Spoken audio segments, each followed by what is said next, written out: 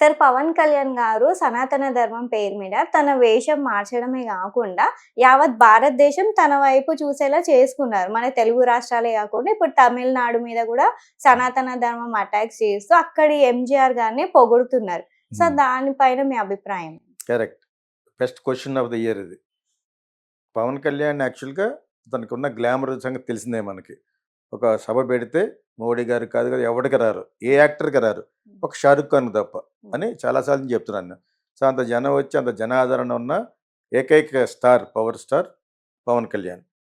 తనకి సడెన్‌గా సనాతన ధర్మం గురించి మాట్లాడుతూ ఒక హిందూ ధర్మాన్ని కాపాడతానని ఈ లడ్డూ కానించి స్టార్ట్ అయింది. హ్మ్. ఆ లడ్డూకి సంబంధించింది కరెక్ట్ కాదని సుప్రీం కోర్టు మొట్టికాయలేసింది. మొట్టికాయలేసిందని మనం చెప్తాం గానీ యెల్లో ఛానెల్ చెప్పరు. హ్మ్. Yellow media. వాళ్ళే కదా మరి. 5 ఇంకా ఉన్నాయి. ఇంకా 2, 3 ఉన్నాయి. వాళ్ళ మట్టుకు ఇలా చెప్పరు. అదే ఇంకోటి చేస్తే మొట్టికేసింది, కళ్ళు తనేసింది అని చెప్తారన్నమాట. అంచేత ఆయనకి బాగా అక్షతలేశారు. ఎవరికి? చంద్రబాబు నాయుడుకి. ఆయన వెనకాల తందాన తాను అనేవాడు ఎవడో మన పవన్ కళ్యాణ్. కానీ అతను ఒక మంచి టర్న్ తీసుకున్నాడు. అతను వదలకుండా ఆ విషయంలో తప్పైతే అయ్యింది కానీ, నేను మటుకు సనాతన ధర్మాన్ని ఎక్కువ సపోర్ట్ చేస్తూ హిందూ ధర్మాన్ని కాపాడడమే, పరిరక్షించడమే నా ధ్యేయం. ఇక నుంచి అనకపోతే ఇక నుంచి అనాలని చెప్తున్నాను. అతను కూడా నా శిష్యుడి కింద లెక్క. ఇక నుంచి అని అంటే, లేకపోతే వీళ్ళందరూను మీ నాన్నగారు హారతిలో సిగరెట్ వెలిగించుకున్నాడని, అలా చేశాడని, ఇలా చేశాడని అవి పట్టుకొస్తారు. నీకు సనాతన ధర్మం అంటాడు. ఇంకోటి ఎవడో మూడు పెళ్ళిళ్ళు చేసుకోవడం ఎక్కడ సనాతన ధర్మంలో ఉందా అంటాడు. ఇవన్నీ కాదు. ప్రతి మనిషిలోనూ కొన్ని కొన్ని చేంజ్లు ఉంటాయి. ఓకే, దాని గురించి మనం చెప్పాను. వెబ్ సిరీస్లో ఒక క్యారెక్టర్ ఎపిసోడ్లో ఒకలా ఉంటుంది, మూడో ఎపిసోడ్లో వేరేగా ఉంటుంది. దాన్ని క్యారెక్టర్ ఆర్క్ అంటారు. అవి ఉండాలి. ఉండకపోతే నీ దగ్గర తీసుకోరు. వెబ్ సిరీస్లో 10 ఎపిసోడ్లు ఇచ్చామనుకో, 10 ఎపిసోడ్లోనూ ఒక ఫస్ట్లో రామా ఈజ్ గుడ్ బాయ్ అలా ఉండడు. Rama can be A bad boy next. Rama can be A murderer. అర్థమైంది మీకు? అలా ఉండాలంటారు వెబ్ సిరీస్. అప్పుడు బోర్ కొట్టదని. అర్థమైంది. ఇప్పుడు ఆ విధంగా పవన్ కళ్యాణ్ ఏమనాలంటే, నేను మొన్న చెప్పాను, దయచేసి అతను కానీ చూస్తే వాళ్ళు చూసి చెప్పాలి. అందరూ రకరకాలుగా నేను సనాతన ధర్మం గురించి మాట్లాడడం ఏదో పెద్ద నేరం కింద చెప్తున్నారు. నేరమేం కాదు. నాలో ఒక రియలైజేషన్ వచ్చింది. హిందూ ధర్మాన్ని కాపాడాలి. నేను ఎక్కడన్నా బాప్టిజం తీసుకున్నానంటే అక్కడ డెఫినెట్గా నేను క్రిస్టియన్స్ కూడా రెస్పెక్ట్ చేశాను కాబట్టి. అదేవిధంగా ముస్లిం దగ్గరికి వెళ్ళినప్పుడు ఎవరు వేసుకోలేదు, అందరూ మోడీ కానీ అందరూ వేసుకున్నారు చంద్రబాబు నాయుడు. అక్కడికి వెళ్ళినప్పుడు వాళ్ళ ఆచారం పాటించాలి. నువ్వు మాస్కి వెళ్తాను, నేను అజ్మీర్లో వెళ్ళాను, అవన్నీ పాటించి వెళ్ళాను. ఇంకా I wanted to go there.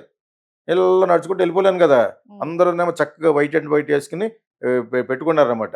అది నేను హైదరాబాద్ ఫోన్ చేసి అక్కడ ఉన్నప్పుడు ఏమి చేయాలి చేసి అన్ని కొనుక్కుని మనాడు వెళ్ళాను. అదే ఫేస్బుక్లో ఉంటాయి వెతుక్కుంటే, ఒక 7-8 ఏళ్ళ క్రితం ఉంటుంది అనమాట. 10 ఏళ్ళు ఫేస్బుక్ పుట్టినప్పుడు. సో ఆ విధంగా ఇతను చేయడం ఒక నేరంలాగా, సనాతన ధర్మం గురించి మాట్లాడడమే ఒక అర్హత లేనట్టుగాను, ఇంక్లూడింగ్ చాగంటి కోటేశ్వరరావు గారు కూడా అన్నారు. తప్పండి మిస్టర్ చాగంటి కోటేశ్వరరావు గారు. తెలియకపోతే చెప్పాలి. మీలాగా అందరూ కూడా విద్వత్తో పుట్టిన వాళ్ళు ఉండకపోవచ్చు. మా ఊరే అవుతుంది కాకినాడ చెప్తున్నాను. అందరూ కూడా మాట్లాడేయడమే. సనాతన ధర్మం గురించి మాట్లాడి తనకి ఏ అర్హత ఉంది ఎవరికి? పవన్ కళ్యాణ్ ఎందుకు ఉండకూడదు? 3 పెళ్ళిళ్ళు చేసుకుంటే ఉండకూడదన్న రూల్ ఉందా? అర్థమైంది ఇప్పుడు మీకు? సో ఇవన్నీ కాకుండా అతను ఒక పట్టు వదలని విక్రమార్కుడిలాగా సనాతన ధర్మం అని పట్టుకుని, అతను ఈ స్ట్రాటజీ వెనకాల డెఫినెట్గా బీజేపీ ఉంది. బీజేపీ వెనకాల ఆర్ఎస్ఎస్ ఉంటుంది. అది మనకి చెప్తాడా? వాళ్ళు చేయమన్నారు ఇలాగని. ఈ స్ట్రాటజీ మట్టుకు నా స్ట్రాటజీ ఏంటంటే, నేను అనుకోవడం ఏంటంటే, డెఫినెట్గా వాళ్ళు ఉన్నారు. వెనకాల వాళ్ళు ఉంటారు. బీజేపీని చంద్రబాబు నాయుడిని కలిపి అందరూ కలిసి, అపోజిషన్ అందరూ కలిసి ఓడించాలనే ప్రాతిపదిక ఎవరు తెచ్చారు? పవన్ కళ్యాణ్ తెచ్చాడు. తెచ్చడం వల్ల ఈ రోజున కూటమి గెలిచింది. అర్థమైంది కదా. ఇదే స్ట్రాటజీని తమిళనాడు ఏదో విధంగా పడగొట్టాలని ఒక ఐపీఎస్ ఆఫీసరు అన్నీ పట్టుకున్నారు. కర్ణాటక క్యాడర్ అతను. ఓకే, పాప అతని వల్ల కాలేకపోయింది. చాలా మంచి స్పీకరు, మంచి ఇంగ్లీషు, మంచి హిందీ, మంచి తెలుగు, తమిళేనా అది యాక్చువల్గా. ఓకే, అతను చేసినా కూడా 17 సీట్లు వస్తాయని ఛాలెంజ్ చేశాడు. అతను కూడా గెలలేదు. డిఎంకేకి ఉన్న దాని గురించి స్టాలిన్ వాళ్ళ గ్రూప్ అయిపోయింది. సనాతన ధర్మం గురించి తమిళనాడులో ఎందుకు అటాక్ చేశాడంటే, అక్కడ కూడా కొంచెం మిడిమిడి జ్ఞానం ఉన్న స్టాలిన్ కొడుకు, ఆ అబ్బాయి కూడా నాకు తెలుసు, ఉదయనిధి స్టాలిన్. అతను ఇప్పుడు ఉప ముఖ్యమంత్రి చేశారు అక్కడ తమిళనాడులో. అతను ఒకసారి సనాతన ధర్మం గురించి ఎగెనిస్ట్గా ఎందుకు మాట్లాడంటే, డిఎంకే దేవుడిని నమ్మదు. ఓకే, జోదనేది మారన్న అంటే చెల్లని కొడుకు. వాళ్ళ అమ్మాయి రోజు గుడికి వెళ్తా ఉంటుంది. వ్యక్తిగతంగా వేరు. పార్టీ పరంగా వాళ్ళు ఈవి రామస్వామి అని పెరియార్ అంటారు. ఆయన బ్రాహ్మిన్స్‌కిని దేవుళ్ళకి against. Otherwise is a great man. So, ఆ ఈవి రామస్వామి గారు చెప్పిన పద్ధతిలో ఆయన డీఎంకే. సో, డీఎంకే సిద్ధాంతాల ప్రకారంగా సనాతన ధర్మం, హిందూ ధర్మం అని నమ్మరాళ్ళు. ఓకే. సో, ఈ మధ్యన అతను ఉదయనిధి స్టాలిన్ అతనికి వయసుకి మించి మాట్లాడినట్టుగా అనిపించింది. సనాతన ధర్మం గురించి క్రియేట్ చేసి ఏకేశారు అతన్ని. ఓకే. ఇప్పుడు మళ్ళీ ఇతను ఇప్పుడు మొదలెట్టాడు. సనాతన ధర్మం గురించి మాట్లాడితే మంచి పేరు వస్తుంది. ప్లస్ ఏమో కాషాయ వస్త్రం, బొట్టు అని మొత్తం గెటప్ అని యాక్టర్ కదా! మొత్తం అన్నీ మార్చి బాగానే చేస్తున్నాడు. దానికి నేను ఫర్రే. ఒకప్పుడెప్పుడో వాళ్ళు 3 పెళ్ళిళ్ళు చేసుకున్నాడు. అప్పుడెప్పుడో దేని దగ్గరికి వెళ్ళాడు. ఇవన్నీ అవసరం లేదు. మనిషి మారుతాడు. యోగి వేమన్ లాంటోడే మారాడు. మీకు అర్థమైందా ఇప్పుడు మీకు? అంచేత ఇవన్నీ తెలియదు. ఇప్పుడున్న జనరేషన్ తెలియాలని చెప్తున్నాను. అతను సనాతన ధర్మం అనే ట్యాగ్ పెట్టుకుని, కాషాయ వస్త్రం వేసుకుని పెట్టుకుని వెళ్ళటం నాకేదో బాగా నచ్చింది నాకు. అర్థమైందా మీకు? సో, ఇప్పుడు తమిళనాడు అటాక్ చేయడంలో హస్తం ఎవరిదంటే వెనకాల బీజేపీ ప్లస్ ఆర్ఎస్ఎస్. ఎందుకంటే పెద్ద ప్యూర్‌గా వాళ్ళ మనిషి అయిపోయాడు. మీకు అర్థమైందా? సో, ఇప్పుడు తమిళనాడు అటాక్ చేయడంలో ఉన్న అంతరార్థం ఏంటంటే అక్కడ బీజేపీ వాళ్ళు పొరపాటు చేశారు. వీళ్ళు అక్కడ కంటెస్ట్ చేస్తూ జయలలిత చచ్చిపోయిన తర్వాత వాళ్ళు నిర్వీర్యం చేశారు ఏఐడిఎంకే. ఏఐడిఎంకే వయసు ఎంత? 55 సంవత్సరాలు. 55 సంవత్సరాల క్రితం పుట్టింది. లేకపోతే ఎంజీఆర్ కూడా కరుణానిధి డిఎంకే. అందులోంచి వెళ్ళిపోయాడు ఆయన. అర్థమైంది ఇప్పుడు? దాని తర్వాత దాన్ని బాగా ప్రబలంలోకి ఎందుకు పట్టుకొచ్చారు? జయలలిత మళ్ళా గెలిచి వాళ్ళ యొక్క జులుం కట్ చేసింది. ఓకే. ఆవిడ పోయిన తర్వాత ఈ శశికళ వాళ్ళు ఉన్నారు కొంత తొట్టి గ్యాంగ్. వీళ్ళందరినీ కట్ చేసేసింది బీజేపీ. చేసేసి దాన్ని నిర్వీర్యం చేసి పవన్ కళ్యాణ్ వేసిన స్ట్రాటజీ వచ్చి వాళ్ళకి మోడీ గారికి లబ్ధి జరగాలి, బీజేపీకి లబ్ధి జరగాలి. వాళ్ళ మనిషే. అతని వల్లే కదా మరి కూటమి గెలిచింది. లేకపోతే చంద్రబాబు నాయుడు ఒకటి వల్ల కాదు. Pawan Kalyan represents 37% of Kapus and fans. మరి 10 సంవత్సరాలు ఓడిపోయినోడు ఎలా గెలిపించాడు? Because of that. ఆ గ్లామర్కి మధ్యదాకా అతను ముందు అక్కడక్కడ ఎమాచ్యూరిస్ట్గా వాగాడు కదా. వచ్చి అన్నట్టు మా హైట్ అవన్నీ బయటకు పట్టుకొస్తారు. నీకు సనాతన ధర్మం ఎందుకు? నీకు 3 పెళ్ళాలు ఉన్నారు, 4 అఫైర్స్ ఉన్నాయి, మీ నాన్న వచ్చి అందులో వెలిగించుకున్నాడు, హారతిలో వెలిగించుకున్నాడు సిగరెట్ అని. ఇవన్నీ కూడా పక్కన పెట్టి నవ్ ఐ హ్యావ్ చేంజ్డ్ అని ఒక మాట అనాలి. అనమన్నాను అతన్ని. సో, నాకు సనాతన ధర్మం, హిందూ ధర్మమే నా జీవితం, ఇంకా నా శ్వాస నిశ్వాసాలు అదే అని వెళ్తున్నాడు. అలాగ అనలేదు, అలాగ అనాలి అని ఏదో ఊగిపోతూ మాట్లాడుతున్నాడు. దాంట్లో సారాంశం బాగుండాలని నేను అంటున్నాను. అతని మంచి కోసం చెప్తున్నాను. అది నాకు కావాల్సినోడు కాబట్టి. సో, ఇప్పుడు ఏం చేస్తున్నాడు? తమిళనాడు కూడా ఏదో విధంగా అక్కడ అన్నామలై అని ఒక ఆయన పెట్టారు, ఐపీఎస్ ఆఫీసర్. పాప అతని వల్ల కాలైపోయింది. Is damn good fellow. బ్రహ్మాండం ఆడతాడు. పవన్ కళ్యాణ్ కంటే కొన్ని 100 రెట్లు నాలెడ్జిబుల్ ఐపీఎస్. సో, అతని వల్లే కాలైపోయింది. ఇప్పుడు ఇతను ఉపయోగిస్తున్నారు ఇతన్ని. ఎందుకంటే యాక్టర్గా పవన్ కళ్యాణ్ అక్కడ కూడా పాపులర్. అర్థమైంది ఇప్పుడు?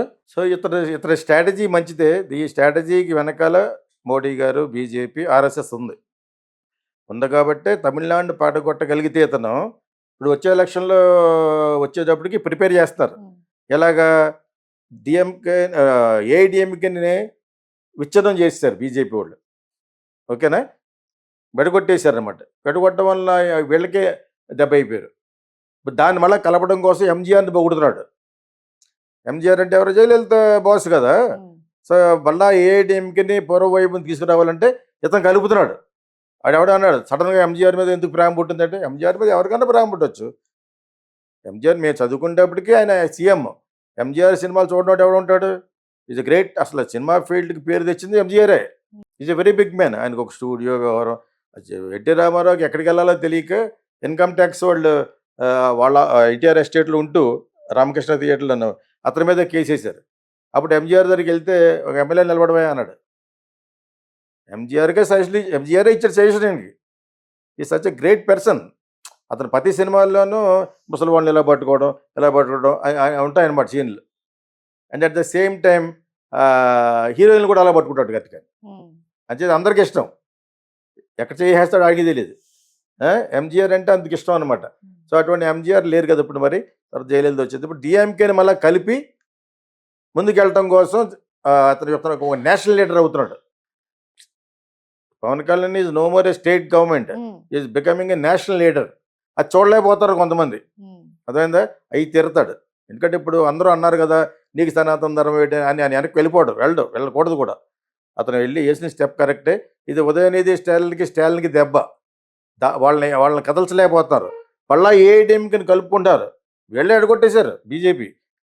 సో వాళ్ళని మళ్ళీ కలుపుకుని ఎంజీఆర్ని పెట్టుకుని ఎంజీఆర్ని పెట్టుకుంటే ఎవడే చేయలేడు ఇక్కడ. మీకు అర్థమైనప్పుడు చాలా పవర్ఫుల్ పాతుపశాస్త్రం అన్నమాట అది. అర్థమైనప్పుడు సడన్గా నీకు ఎంజీఆర్ మీద ఎందుకు కూర్చొని అక్కడి నుంచి ఎవరు పెట్టారు తమిళ నుంచి. వాట్ ఎవరు ఎవరు పెట్టినా కూడా ఇతను వెళ్ళే దారి చాలా మంచిది. మళ్ళీ అన్నామల్లి అందరిని కలుపుకుని ఏఐడిఎంకి కలుపుకుని అక్కడ కుదుపుతాడు. అక్కడ ఇంకొక డేంజర్ ఏంటంటే విజయ్ వస్తున్నాడు, అతను క్రిస్టియన్. విజయ్ వచ్చి 2 కోట్ల మందితో సంతకం పెట్టించుకుని మెంబర్షిప్ కింద అతను వస్తున్నాడు. మేబీ వీళ్ళతో కూడా కలిసిపోవచ్చు. ఇతను దెబ్బ 2-3 సంవత్సరాలు బాగా పెరిగిందనుకో అక్కడ ఎంజీఆర్ కలుస్తారు కదా. ఇప్పుడు ఎంజీఆర్ని కలిపేసుకుంటారు. ఇప్పుడు ఏఐడిఎంకి మళ్ళీ కలుపుతున్నాడు. కలపడంతో వాళ్ళకి పెద్ద దెబ్బ అది, స్టాలిన్ అండ్ డిఎంకేకి. అర్థమైనప్పుడు సో ఆ విషయంలో I wish him all the best. డెఫినెట్గా is going to become a national leader. అప్పుడు నాకు నచ్చాడు. కాకపోతే వీళ్ళందరూ అంటా ఉంటారు నీకు సనాతన ధర్మం ఏంటని. సెకండ్ కోటేశ్వరరావు కూడా అంటున్నాడు, తప్పు అది. నీ దగ్గరికి వచ్చే వాళ్ళందరూ విద్యావంతురా, మూర్ఖులు ఉంటారు, కూనికోరులు ఉంటారు, దొంగ నాయకులు ఉంటారు. నువ్వు చెప్పిన ప్రబోధాలు వింటారు, అదేవిధంగా మారుతారు కూడాను. ఈ గంట కప్పు కూడా వచ్చి మారినోడు, అర్థమైందా? అంచేత వాళ్ళందరూ అలా అనకూడదు. అసలు అందరూ అన్నారు. నేను ఈ మధ్య అన్ని చూస్తున్నాను. అతన్ని తెలియకపోతే తెలియదు అన్నట్టుగా చెప్పాలి. అతను నేర్చుకునవచ్చు. హిందుత్వం మీద గౌరవం ఎందుకు ఉండకూడదు? I'm proud to be Hindu, but I go to church, I go to bask also. మీకు అర్థమైందని చాలాసార్లు చెప్పాను, నా ఫేస్బుక్లో కూడా పెడతాను. బట్ స్టిల్ ఐఎమ్ ఒక Hindu, I'm proud to be Hindu. అర్థమైందా? సో ఆ విధంగా అతను కొంచెం డెలిబరేట్గా చెప్పాలి. ఇక ఆపండి, సనాతన ధర్మం హిందూ ధర్మం అంటే నాకు చాలా ఇష్టం, నేను వెళ్తున్నాను,